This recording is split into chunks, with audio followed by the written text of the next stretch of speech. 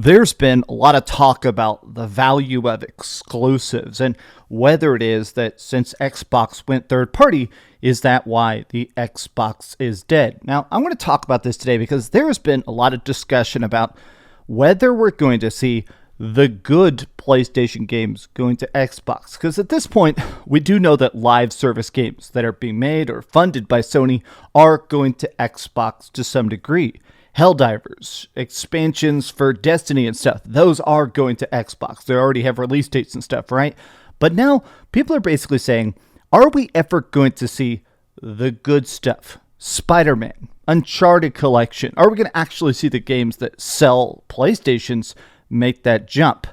Well, a new leak came out from Nate the Hate. Now, Nate the Hate, obviously, extremely good track record. He's leaked all sorts of stuff about PlayStation games, Xbox games, and done a lot of crazy leaks about Nintendo Directs and stuff. And essentially, he said, I don't think the actually great stuff that sells systems are going to make the leap. Now, the reason I wanted to talk about this is that I think this is a very dynamic situation. I don't actually think that currently things are set in stone. Like, let's talk about Xbox.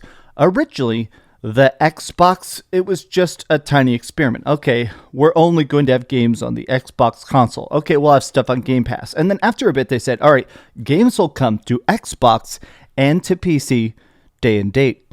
After a while, though, now they said, all right, let's put 4 games onto PlayStation 5. And they sold like crazy.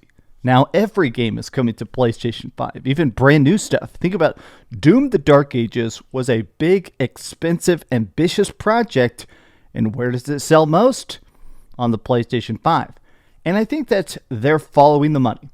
I do think the fact that, honestly, Microsoft did not originally plan to be third party, but actually getting those big moolah bucks, now they realize, oh, PlayStation gamers buy stuff. Nintendo Switch 2 people buy stuff. People on Steam actually buy stuff, whereas Xbox gamers don't buy anything.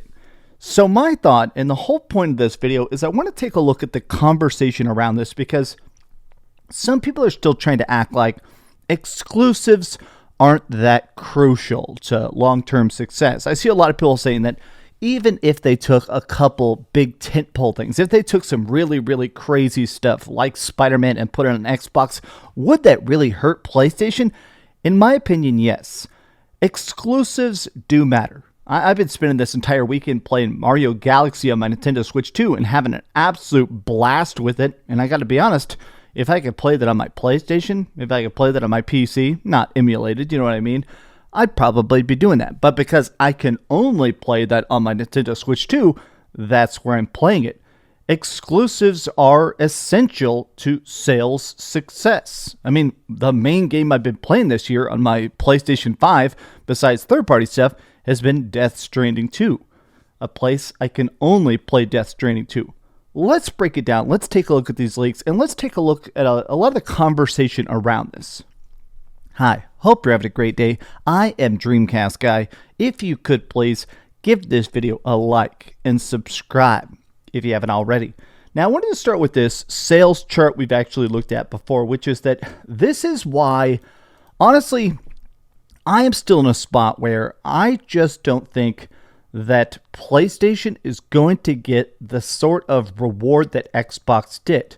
Originally, Microsoft put just a couple games onto PlayStation and they instantly took over the sales chart. When they dropped Sea of Thieves and Grounded onto PlayStation 5, those were the top selling games, like instantly, because people were so curious. Oh, it's season 25 of Sea of Thieves. We have 7 years of content to explore in Sea of Thieves for $40. Of course I'm going to buy it. Whereas a lot of Xbox people just don't buy stuff. Like, look at this. Even the top selling Xbox games are not in the top 20 overall monthly sales chart. People just don't buy games on Xbox. And even if it is on the top sales on that system, overall, the numbers are so incredibly low.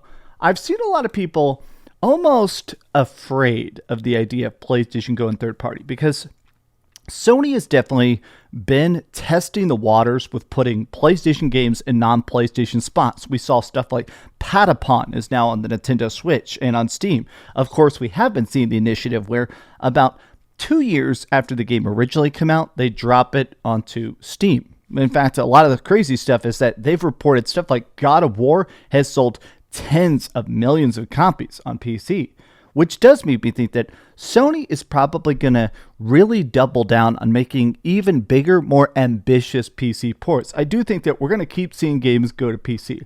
Ghost of Yotei obviously is going to be the big October release for the PlayStation 5.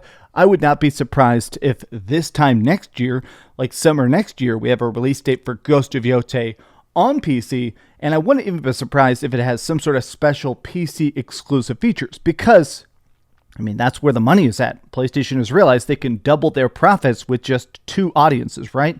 Whereas you don't get that same effect with Xbox. If they actually really spent all that money to make it run as good as possible on an Xbox Series X or a Series S, although I don't even think it would run on the Series S, I just don't think it'd really be profitable for them. But I have seen a lot of people basically saying that the problem with PlayStation right now is that it does seem like in a lot of ways we very much lost that essence of classic PlayStation. Things like this, in my opinion, are incredibly important. Maybe it's just me, maybe it's that I spent too much time in PlayStation forums and stuff, but it does feel like there used to be this sense that PlayStation was constantly churning out games. A 4-year development cycle, like people can't even imagine this now, but you used to constantly be hearing about PlayStation exclusives. Now you're lucky if you hear about one every year, right?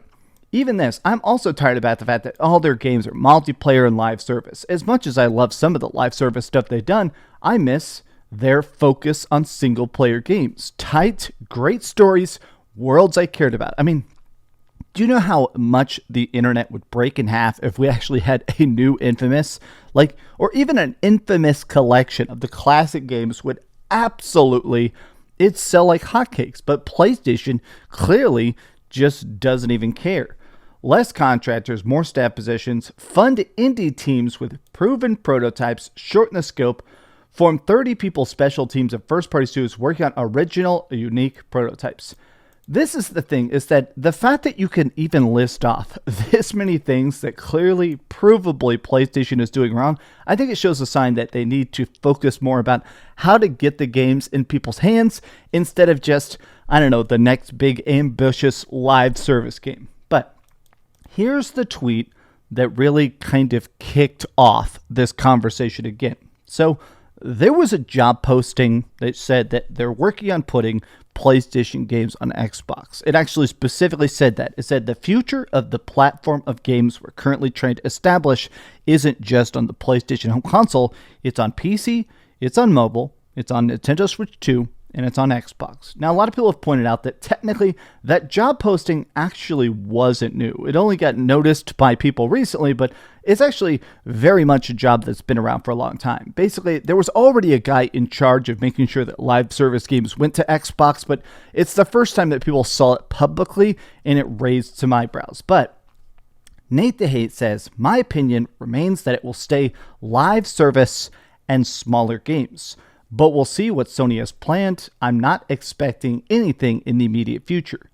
Now, these are the tweets. I want to go through this whole thread here of people kind of screaming about it. But I do think that right at the start, this is my thing. Xbox goes more and more third party because they're following the money. I've said that already in this video, but my point is the fact that when they started to try even testing out stuff on PlayStation and it sold like hotcakes, yeah, they doubled down.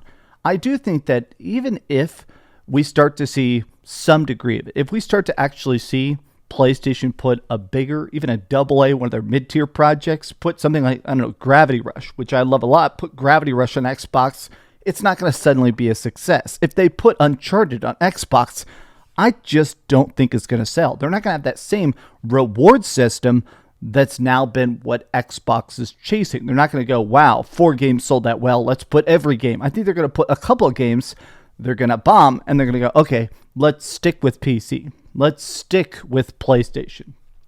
More games will come, more Sony games will come to Xbox. I don't know anything about Lego Horizon going to Xbox, but even if it did, would anyone care?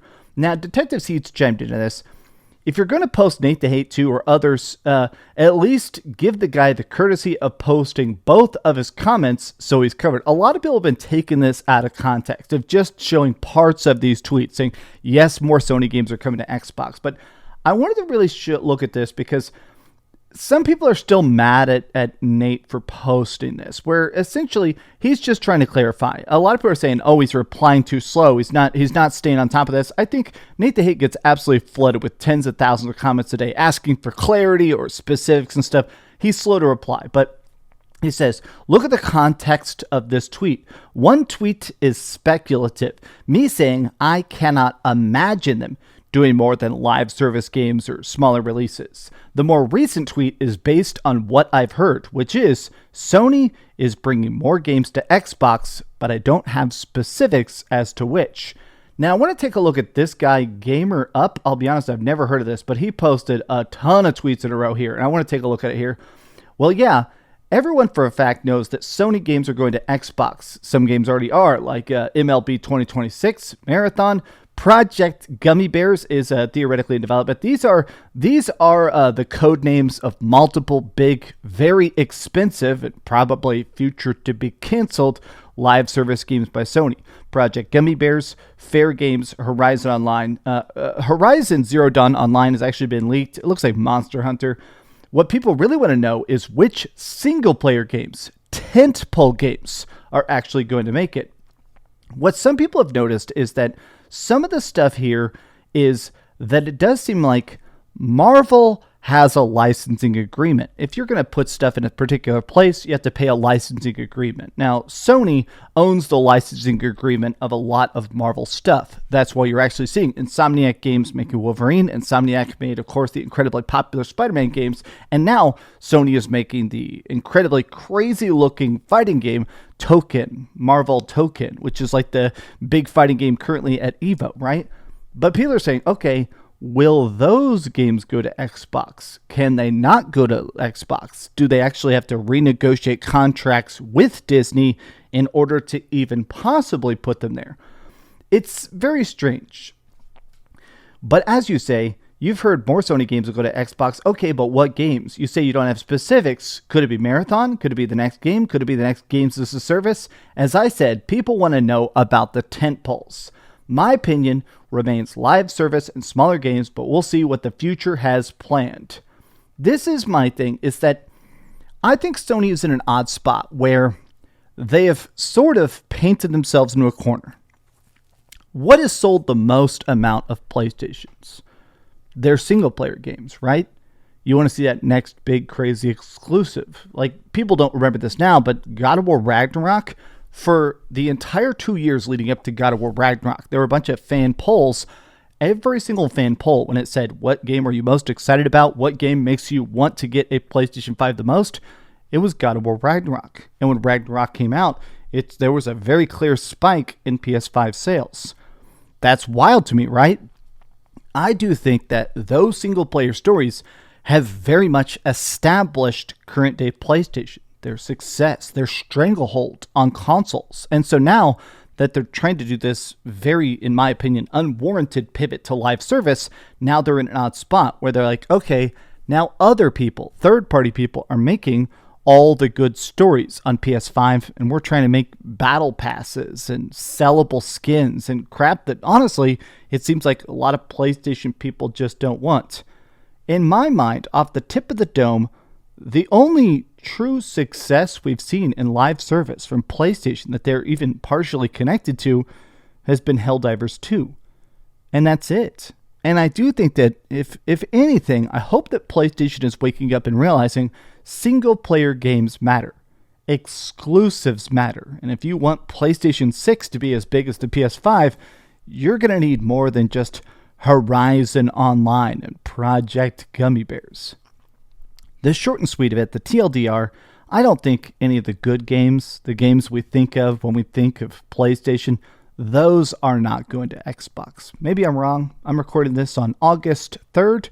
Maybe in the future things will change. But at this point, even if they attempted to port these games, I just don't think they're going to sell. And real quick, they're going to realize, man, we're not even making the money back to port it, so we're not going to port it.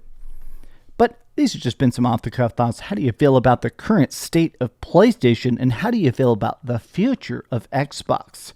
Tell me your thoughts in the comments down below, and if you enjoyed this video, be sure to give it a like, subscribe if you haven't already, and please keep dreaming. Today is actually the 17th anniversary of when I made this YouTube channel. I got 113 million views. That's kind of crazy to think about. Thank you very much. Happy birthday to YouTube. Thanks so much for watching that video. If you want to see something else, you can always click this link to see what I put up last, or, subscribe and see what's coming up next. Also, I promise that whatever I do, it'll try not to suck.